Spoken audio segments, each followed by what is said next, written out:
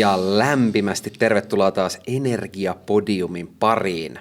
Ja me ollaan oltu pikku tauolla tässä näin sukeltamassa energiakriisin syövereihin ja etsimässä niitä avainpointteja siitä, että mistä esimerkiksi taloyhtiöt ja yrityspäättäjät haluaa kuulla, mitä tässä niin kuin oikein maailmassa tapahtuu.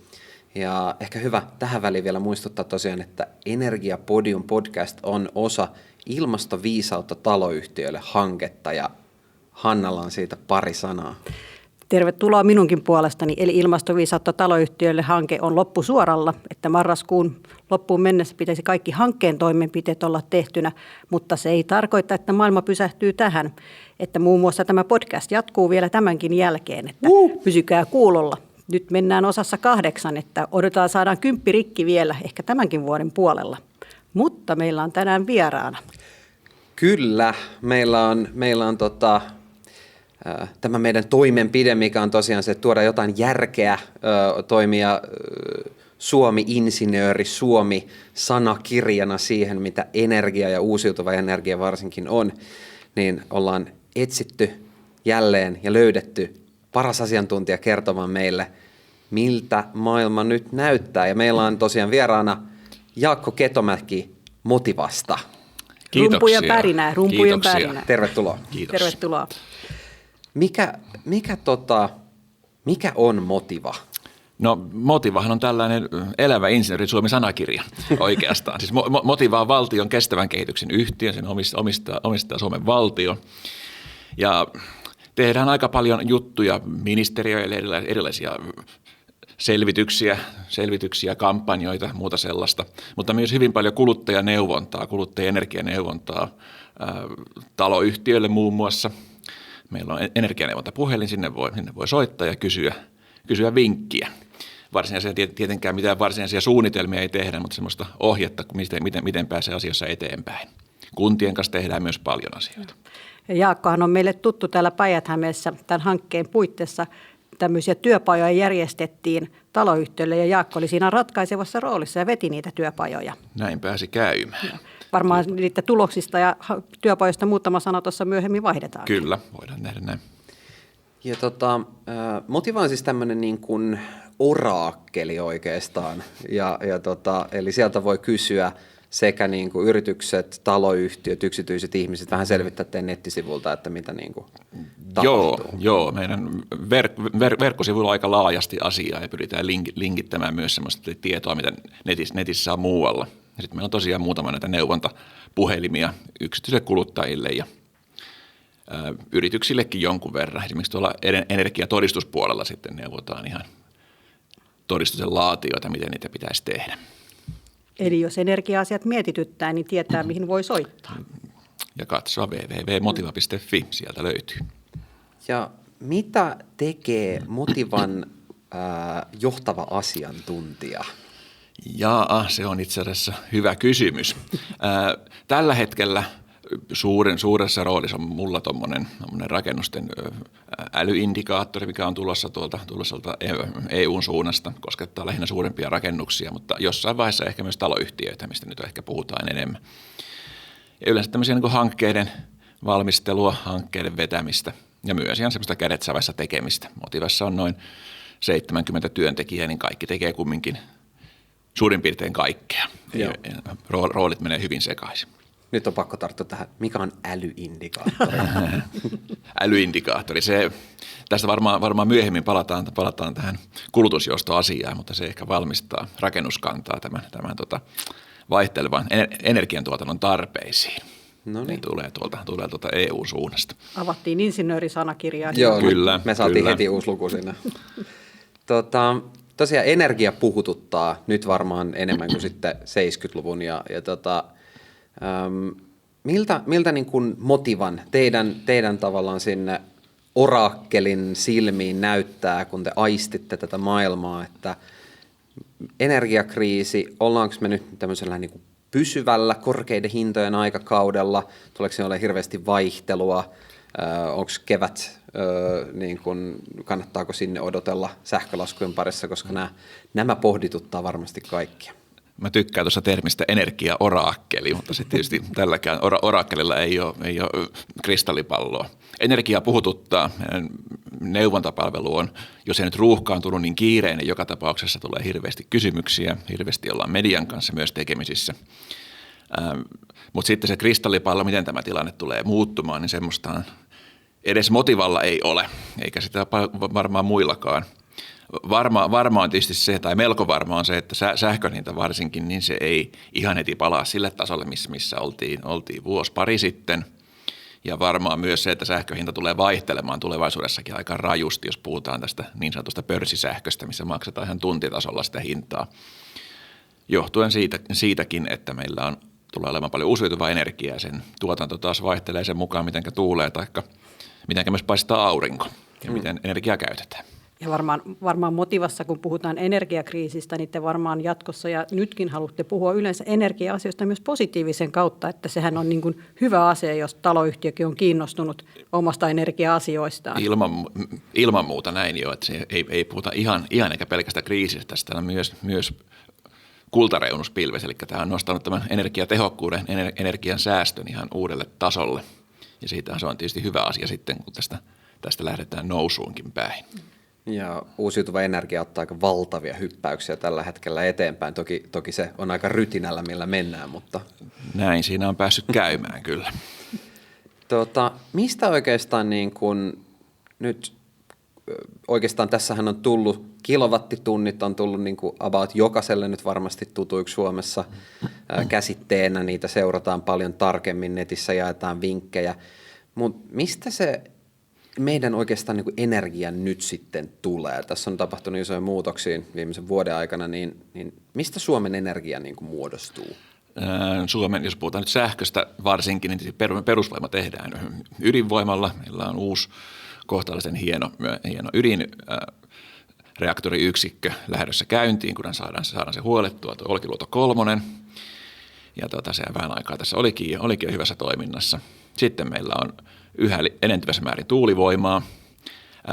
Fingridin sivulta näkee hyvin, että mikä on energiajärjestelmän tilanne juuri tällä hetkellä. Ja sen näkee, että siellä, jos näyttää, pihalla tuulee, niin siellä on sellainen vaaleanpunainen palkki, mikä kertoo tuulivoiman määrän, niin se on aika korkea siellä.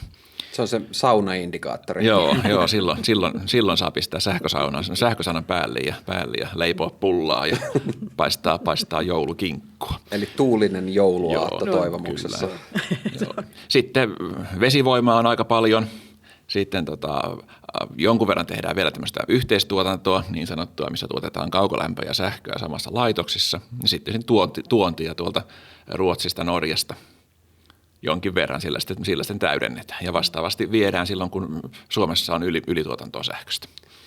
Ja tuulivoimasta meillä taitaa olla tällä hetkellä, niin kuin, siinä on aika hyviä skaalausmahdollisuuksia, eli sitä pystyttäisiin niin kuin tekemään aika paljon enemmänkin. Tuulivoimaa ollaan rakentamassa tällä hetkellä aika reippaasti, eikä siinä yksi pullonkaula on tietysti siirtoyhteydet, että sähköverkko siellä, minne tuulivoimaa voidaan rakentaa, niin se ei ole niin vahva, että ihan kaikki mahdollinen rakennettava sen mahtuisi tuosta vaan, mutta verkkoa ollaan vahvistamassa parasta aikaa, että ihan hyvät näkymät siinä on. Mutta kaiken kaikkiaan aika monipuolista tuotantoa meillä tässä sähkössä on, että ei olla yhden kortin varassa. Joo, ja sehän on oikeastaan aika hyvä, että meillä on tämmöinen laajalla paletilla, että ei olla yksin esimerkiksi Venäjältä tuodun energian varassa oltu tähänkään asti. Se on helpottanut Suomen tilannetta merkittävästi. Mites nyt sitten, meillä on se tuotantopuoli, siinä on aina välillä vähän vajausta. Nyt on puhuttu siitä, että saattaa tuossa tulla talven aikana niin kuin kiertäviä sähkökatkoja esimerkiksi, miten sitten energian säästön osalta, se on taas noussut semmoiseen arvoon arvaamattomaan tässä, niin miltä se näyttäytyy teille tällä hetkellä? Kyllä, energian säästöjä myöskin tämä tehon säästö tai tehon säätäminen, eli mikä on se hetkellinen energiakulutus, ne on tärkeitä. Eli Suomessa energiaa meillä riittää ihan mukavasti, tosin sitten senkään säästäminen se ei ole koskaan pahitteeksi, mutta ehkä suurempi ongelma on vielä nämä niin sanotut ruuhkatunnit tässä sähkössä. Aamulla ja iltapäivällä, kun ne uunit on kotona päällä ja leivänpahtimet, kahvinkeitti, mitä kaikkea onkaan. niin silloin saattaa tulla pula sähköstä, eli sitä ei pystytä tuottamaan tai tuomaan niin paljon kuin sillä hetkellä tarvittaisiin. Niin silloin varsinkin se kuormituksen säätäminen kotitalouksissakin on tarpeellista. Ja tässä puhutaan sitä kulutusjoustosta nyt sitten. Niin mä olin sanomassa tässä juuri, että nyt taloyhtiössäkin mietitään, miten säästetään, että mietitään sen taloyhtiön yhtiötasolla, mutta myöskin sitten niin kuin asukkaan tasolla, että mitä itse voi tehdä. Ja teillähän tämä erinomainen kampanja nyt menossa. Meillä on kampanja Astetta alemmas, se on Energiaviraston meiltä tilaama. Eli siinä pyritään, tähän on mediassa varmaan moni törmännytkin toivottavasti, niin siinä pyritään tämmöisiin niin kuin nopeisiin energiansäästötoimenpiteisiin tämän tulevan talven aikana, että saataisiin tätä energiaverkko pidettyä pystyssä myös niiden ruuhkatuntien aikana sitten. Mikä niin kuin kampanjan se ydin on? Onko niin kuin, että jos tässä nyt niin kuin on sitten päijät-hämeläinen omakotiasuja tai rivitaloasuja tai helsinkiläinen kerrostaloasuja miettii näitä asioita, että mitä minä voisin niin kuin tehdä, että meillä on tämmöinen talven yli oleva kiinteä soppari ja niin kuin ei tämä paljon maksa tämä sähkö, mutta mitä niin kuin itse pitäisi niin kuin tehdä? Joo, tämä kampanjan teema on siis astetta alemmas, että kampanjassa toistuu monessa teemassa. Puhutaan tietysti sisälämpötilasta huoneissa, sen voisi pistää 20 asteeseen, katsoa tämmöiset niin kuin turhat lämmöt pois, esimerkiksi varastoja ei kannata lämmittää liian kuumaksi tai lämpimiksi. Märkätilojen lattialämmityksiä voi katsoa, että ne ei ole päällä koko aikaa. Sitten sitä saunomistakin rajoittaa, riittäisiköhän se kerta viikossa tai kerta 2 viikossa sähkösaunassa käymiseen. Tämä on hyvä, että kampanjan nimi on Astetta alemmas, että aina sitten täytyy muistaa se kiinteistön kuntokin, ettei pidä lähteä liioittelemaan näiden asioita juuri lattialämmityksen muun kanssa.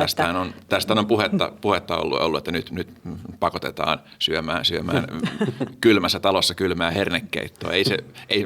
Ei se mene niin, vaan jokainen jos tinkii vähän, niin siinä voidaan hyvinkin sitten välttää nämä kiertävät sähkökatkot, jotka on ihan mahdollisia. Ja meillähän on itse asiassa tällä hetkellä on niin kuin syys- ja lokakuu on Suomessa niin kuin on säästetty ihan merkittävästi. Näin se oli ihan merkittävä säästö. Me puhutaan, niin kuin, mitä se oli, 10-15%? Joo, tämmöistä on kuullut. Joo. Se on tavallaan, kun on mietitty Suomessa, että on niin kuin saavutettu etu, että joulunakin voi sortsit päällä mennä, niin nyt on ymmärretty, että ei tarvitse sortsit päällä mennä. Villasukat on oikein mukavatkin itse asiassa. Ja se tämä sähkön säästö tuntuu, että onko sillä pienellä prosentilla väliä.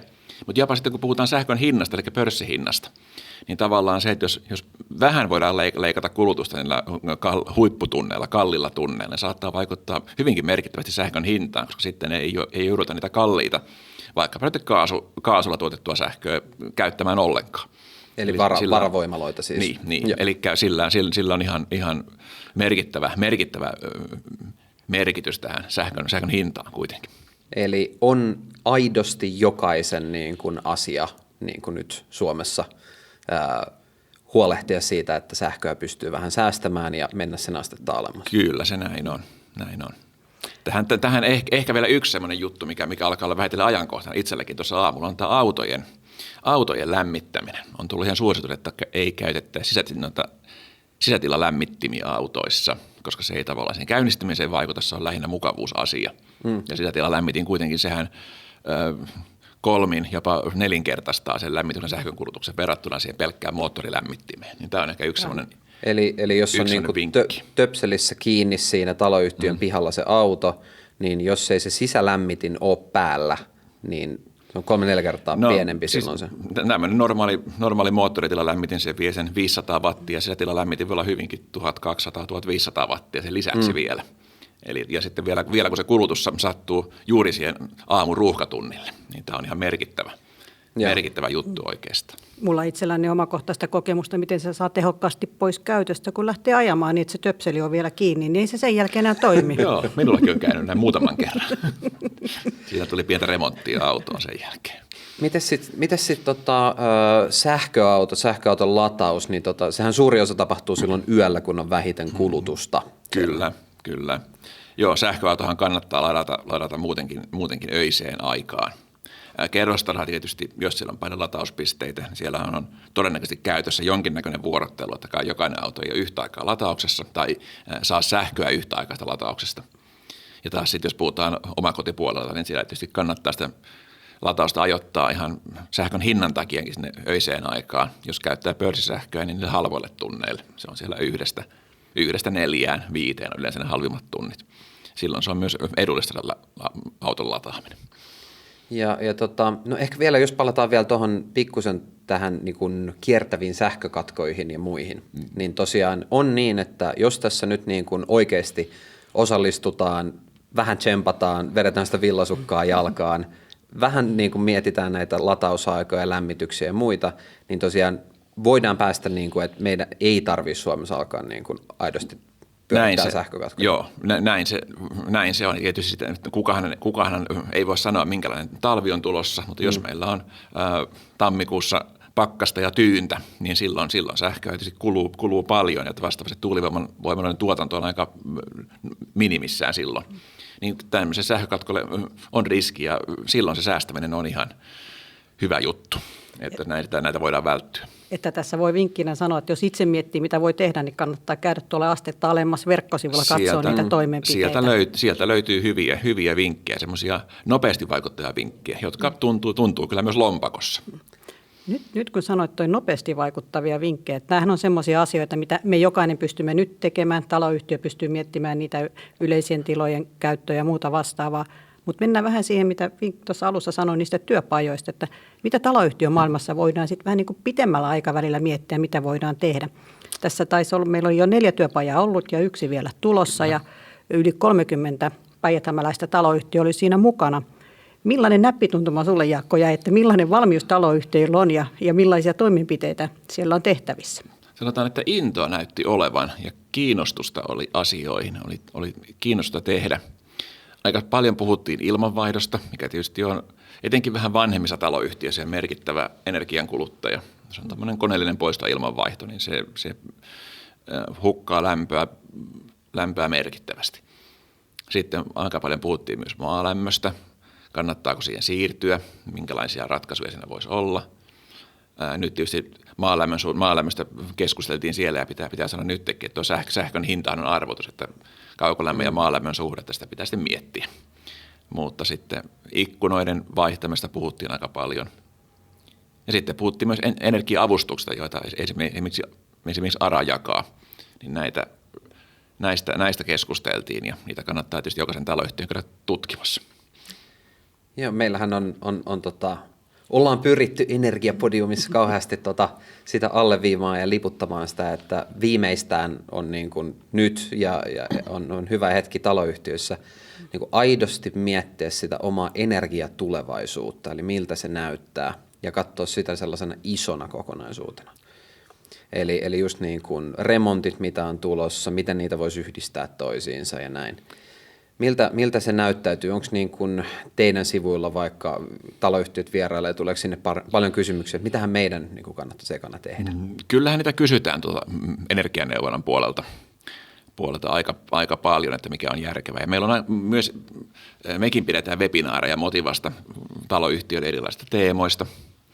Ja noissa työpajoissa ja muutenkin koitetaan pitää esillä tämmöistä pitkän tähtäimen suunnittelua, että katsotaan sen nurkan taakse tulevaisuuteen.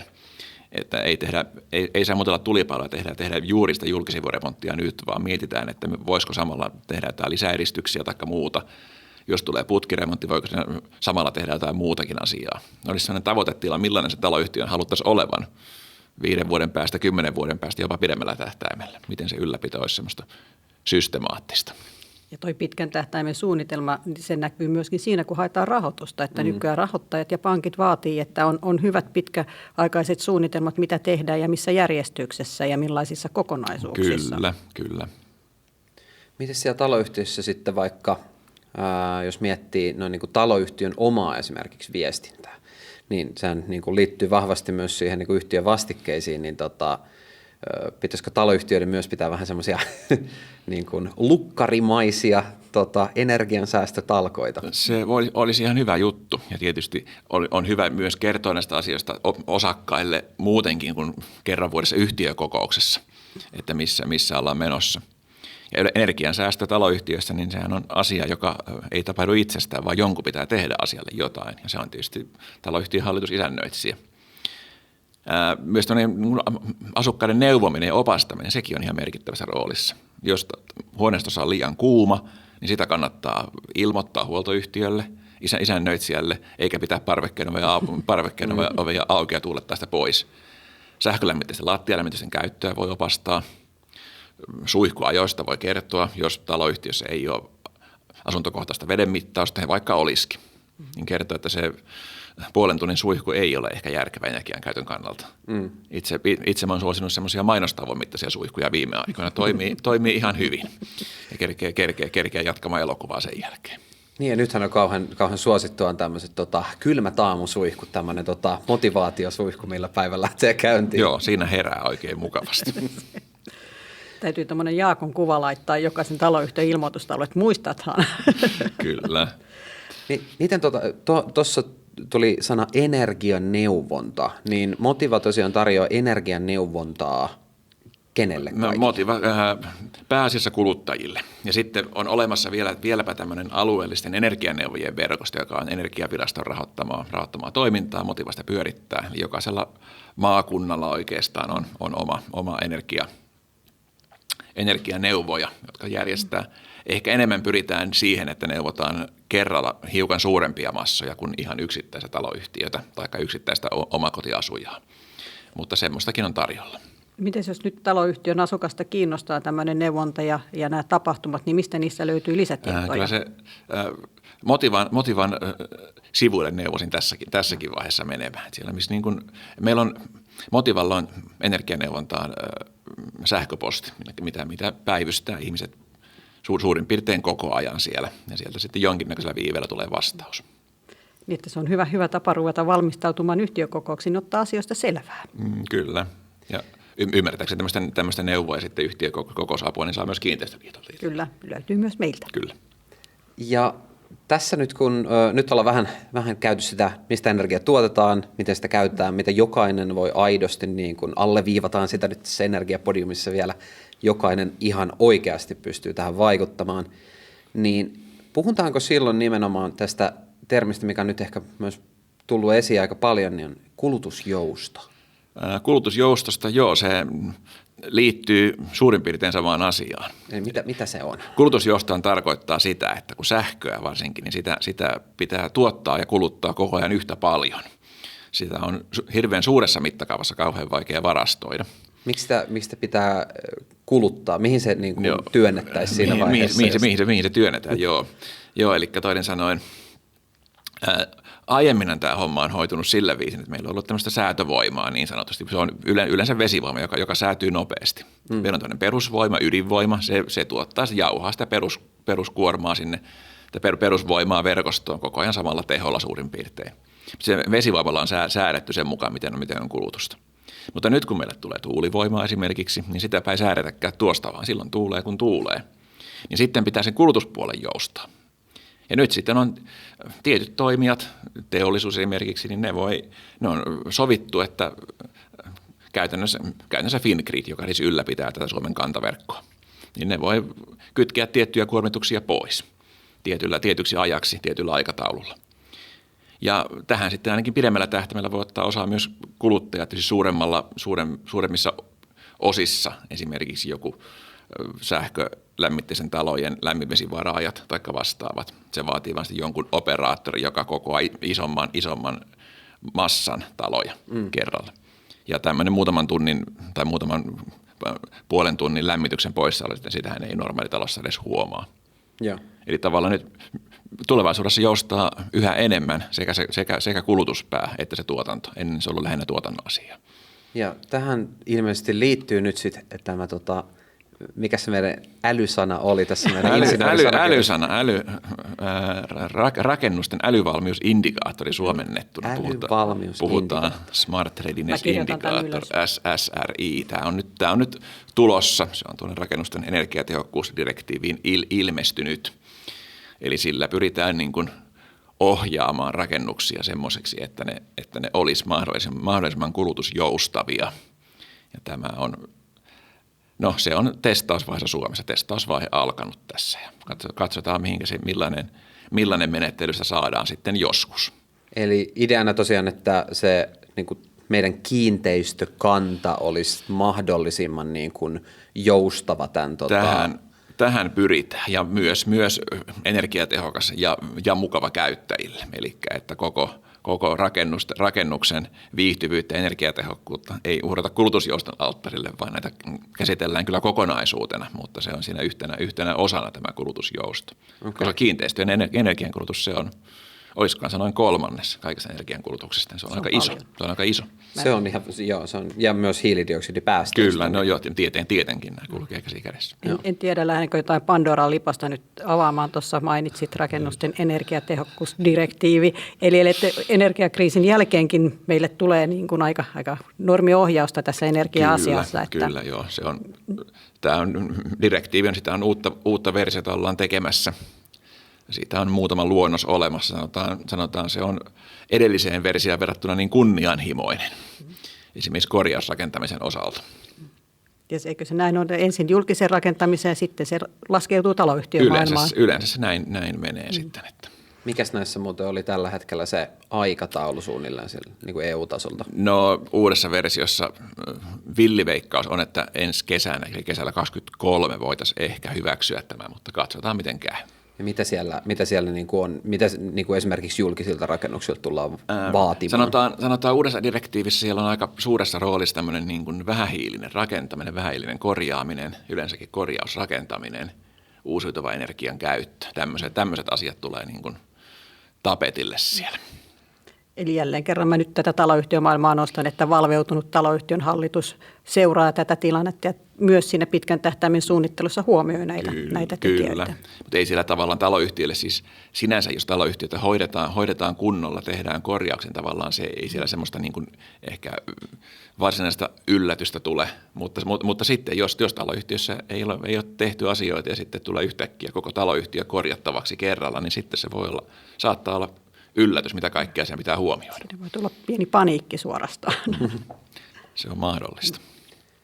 Mutta siis noin niin kuin ehkä lyhennettynä on just se, että nämä asiat ovat etenemässä niin kuin on siellä omassa taloyhtiössä näitä vielä huolehdittu tai ei. Eli sanotaan, nyt niin kuin hyvän sään aikana kannattaa tehdä. Kannattaa olla mieluummin etukenossa. Se tuntuu kyllä myös siinä lompakossa sitten, että ei se ole pelkästään, että koska pitää tehdä. Se on ihan järkevää. Ja sanotaan näin, että jos taloyhtiötä remontoidaan ja korjataan energiatehokkaammaksi, niin se vaikuttaa kyllä myös niin asumisolosuhteisiin, eikä pelkästään rahallista hyötyä. Sisälämpötilat on tasaisempia, mukavampia, talossa ehkä vedottomampaa asua ja tällä viisi. Se pitää myös huomata. Eli energiakriisin hyvä puoli on ollut, että ihmiset on ruvennut kiinnostumaan entistä enemmän näistä energia-asioista. Juuri näin. Eli se pilven kultainen reuna, jonka taisit tuossa alussa mainita. Näin tuli sanottua. Joo, eli me ollaan aika hyvin nyt katettu. Tässä on siis tuotto, kulutus ja muu. Onko vielä jotain semmoista, mitä olisi niin kuin hyvä siellä taloyhtiöissä niin kuin nytten tehdä muuta kuin mennä Motivan sivuille ja katsoa sieltä parit vinkit ja järjestää totta kai yhtiökokouksessa semmoinen energiatyöpaja vaikka. Ja muistaa se astetta alemmas. Ja astetta alemmas kampanja. Astetta alemmas kampanja. Siellä on taloyhtiöille hyviä vinkkejä, mitä kannattaa tehdä. Ne kannattaa käydä lukemassa sieltä juuri tämmöisiä niin kuin pikaisia asioita. Ja kyllä mä sanoisin, että joka taloyhtiössä on tietynlainen läpikäynti, kartoitus siinä, että missä tilassa taloyhtiö niin kuin energian näkökulmasta on, niin se olisi ihan hyödyllistä tehdä. Omin voimin tai jos on asiantuntemusta tai sitten katsoa siihen ulkopuolinen asiantuntija käydä läpi nämä asiat siellä. Hei, mahtavaa. Kiitos aivan Jaakko. Valtavasti vierailusta. Kiitoksia. Nyt tuli niin kuin todella paljon konkretiaa siihen, mitä voi tehdä. Ja Jouni, muistutatko vielä, mihin saa laittaa kysymyksiä ja palautetta? se tuli hyvänä vinkkinä. Eli tosiaan energiapodium@lemkem.fi sähköpostiosoitteeseen palautetta, kysymyksiä ja niitä puretaan tässä sitten aina läpi ja vähän muotoillaan meidän myös. Sinne voi myös laittaa hyviä vierasehdotuksia ja ajatuksia siitä, että mitä aiheita voitaisiin käsitellä. Eli mikä juuri nyt tällä hetkellä pohdituttaa energian suhteen. Kiitoksia ja kuulemisiin. Kiitos. Kiitos.